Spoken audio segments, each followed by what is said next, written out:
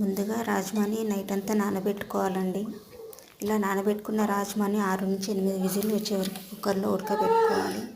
తర్వాత చిన్న మిక్సీ జార్లో ఉల్లిగడ్డ, ఒక 3-4 లవంగాలు, కొంచెం దాల్చిన చెక్క, టమాటాలు వేసుకొని మిక్సీ పట్టుకోవాలండి. అదొక ప్యూరీ లాగా తయారవుతుంది. తర్వాత స్టవ్ పైన కడాయి పెట్టుకొని అందులో ఒక 2 టేబుల్ స్పూన్ల ఆయిల్ వేసుకోవాలండి.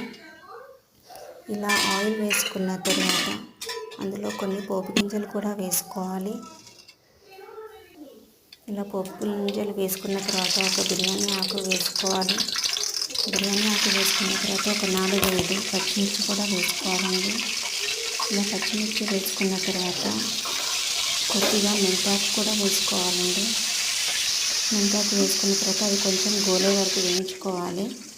అలా వేయించుకున్న తర్వాత కొంచెం పసుపు కూడా యాడ్ చేసుకోవాలి. అది కూడా కొంచెం వేగిన తర్వాత కొంచెం అల్లం వెల్లిపాయ పేస్ట్ వేసుకొని తర్వాత మనం ముందుగా తయారు చేసుకున్న ప్యూరీని అందులో వేసుకొని బాగా కలుపుకోవాలి.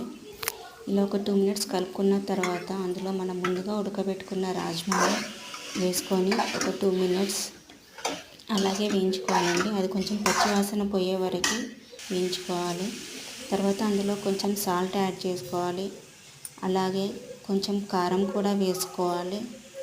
ఇలా వేసుకున్న తర్వాత మూత పెట్టుకొని ఒక 2 మినిట్స్ అయిన తర్వాత మళ్ళీ మూత తీసి అందులో వాటర్ యాడ్ చేసుకోవాలండి. నేను వాటర్ వేయడం చూపించలేదు. అలాగే మళ్ళీ మూత పెట్టుకొని ఒక 2-3 మినిట్స్ అయిన తర్వాత అందులో కొంచెం ధనియాల పొడి వేసుకోవాలి. అందులో ధనియాల పొడి వేసుకున్న తర్వాత కొంచెం కొత్తిమీర కూడా యాడ్ చేసుకుంటే మన రాజ్మా తయారైపోతుందండి.